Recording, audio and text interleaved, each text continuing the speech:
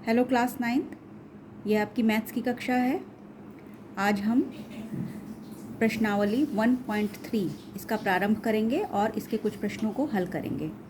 पहला प्रश्न है, निम्नलिखित भिन्नों को दशमलव रूप में लिखिए और बताइए कि प्रत्येक दशमलव किस प्रकार का है।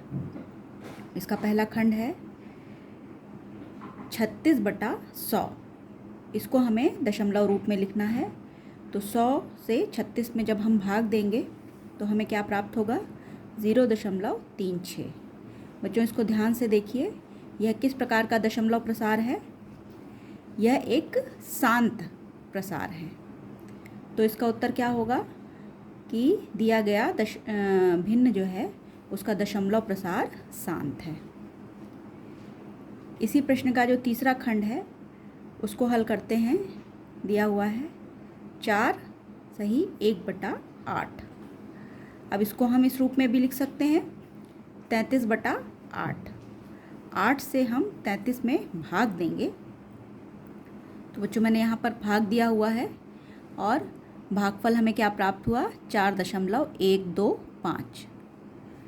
तो दिए गए भिन्न को हम 4.125 दशमलव रूप में लिख सकते हैं। अब इसको आप ध्यान से देखिए कि यह किस प्रकार का दशमलव प्रसार है। यह भी एक शांत दशमलव है। तो इसका उत्तर हुआ कि दिए गए भिन्न का जो दशमलव प्रसार है वो शांत है। पांचवें खंड पर आते हैं 2/11। 11 से हमें 2 में भाग देना है। देखिए, हमने यहाँ पर दिया हुआ है 11 से 2 में भाग देंगे तो हमें प्राप्त होगा 0.1818 और 1818 इसका रिपीटिशन हो रहा है। तो हमें 2/11 का जो दशमलव रूप मिला वो क्या मिला? 0.1818 डैश डैश डैश। इसको हम लोग 0.18 बार इस रूप में भी लिख सकते हैं।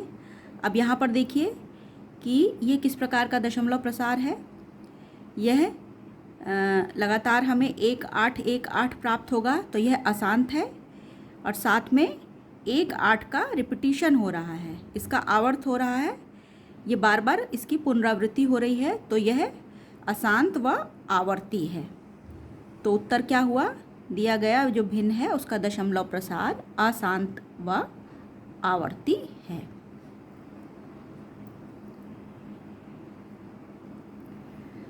अब आइए प्रश्न संख्या 3।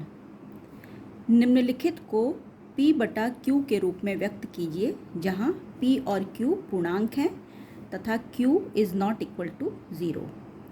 इस प्रश्न का जो पहला खंड है वो हमने हल किया है। पहला खंड है 0.6 और 6 के ऊपर बार लगा हुआ है। तो इसको हम किस प्रकार से लिख सकते हैं? 0.666, ये पुनरावृत्ति हो रही है 6 की। हम इसको मान लेंगे कि माना यह x के बराबर है। अब दोनों पक्षों में 10 से गुणा करने पर हमें क्या प्राप्त होगा? इधर भी 10 से गुणा करेंगे, इधर भी, तो हमें प्राप्त हुआ 10x बराबर, इधर जब हम 10 से गुणा करेंगे तो दशमलव खिसक कर इधर आ जाएगा, यहाँ आ जाएगा बच्चों, तो हमें क्या प्राप्त होगा? 6.666। अब 10x बराबर हम 6.666 को कैसे लिख सकते हैं? 6 प्लस 0.666। इस 6.666 को हमने दो भागों में तोड़ दिया, इसको 6 प्लस 0.666 इस रूप में लिख लिया। अब फिर 10x बराबर कितना हो गया? ये 6 तो वैसे ही लिखा है हमने। अब देखिए, ये हमने कितने के बराबर माना था? x के बराबर माना था, तो हम इसके स्थान पर x यहाँ पर लिख दे रहे हैं। ये वही संख्या है जो यहाँ पर हमने x मानी थी, तो हम इसके स्थान पर x लिख दे रहे हैं। अब ये कितना हो गया? 10x बराबर 6 प्लस x। अब हम x को पक्षांतरित करके जब इधर ले जाएंगे तो ये 10x में से घट जाएगा और यहाँ पर बचेगा 9x। तो 9x बराबर 6 हो गया। पुनः x बराबर, इस 9 को जब इधर ले जाएंगे तो इधर गुणा है, इधर ले जाकर बराबर के दाईं ओर जब ले जाएंगे इसको तो ये भाग हो जाएगा, इधर चूँकि गुणा है, तो x बराबर 6/9 हो गया। अब इसको जब हम हल करेंगे तो हमें 2/3 प्राप्त होगा। तो हमें इस दशमलव रूप का जो भिन्नात्मक रूप था वो 2/3 प्राप्त हो गया। यही इसका उत्तर होगा। प्रश्न संख्या 3 का ही तीसरा खंड है। 0.001 इसके ऊपर बार लगा हुआ है। बार का मतलब ये हुआ कि इस अंक की बार बार पुनरावृत्ति होगी। अब हम इसको क्या मान लेंगे, माना x बराबर 0.001 बार बराबर 0.001 001 001 एट्सेट्रा। दोनों पक्षों में हम 1000 से गुणा करेंगे। क्यों गुणा करेंगे 1000 से? यहाँ तो हमने 10 से गुणा किया था। हम ये देख रहे हैं कि कितने अंकों की पुनरावृत्ति हो रही है। यहाँ पर देखिए 3 अंकों की पुनरावृत्ति हो रही है। तो 3 अंकों की पुनरावृत्ति होने के कारण हम इसमें उतने ही ज़ीरो लगाकर 1 के आगे उससे गुणा कर देंगे। तो हम 1000 से गुणा करेंगे। दोनों पक्षों में 1000 से गुणा करने पर हमें कितना मिला, 1000x बराबर, अब जब हम इसमें 1000 से गुणा करेंगे तो ये दशमलव 3 अंक खिसक कर इधर आ जाएगा। तो ये हो गया 1.001001 इत्यादि। फिर 1000x बराबर, अब हम इसको तोड़ के 1 + 0.001001 ऐसे भी लिख सकते हैं।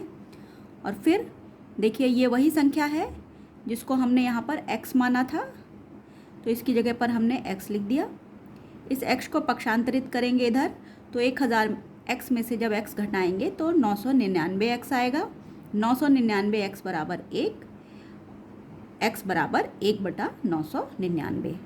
अतः 0.001 बार बराबर हमें कितना मिला, 1/199।